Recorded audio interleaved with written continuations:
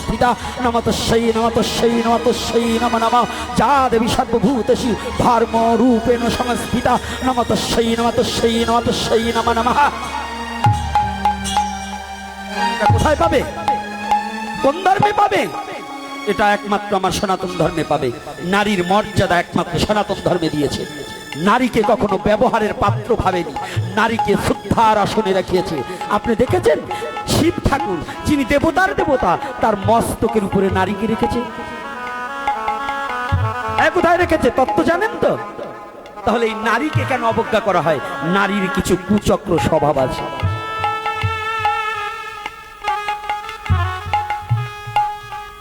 কি করে দেখুন আমার সনাতন কি জিনিসটা। আসলে তো সনাতন ধর্মটা সম্বন্ধে আমরা অনেকেই অবগত না। সনাতন কি?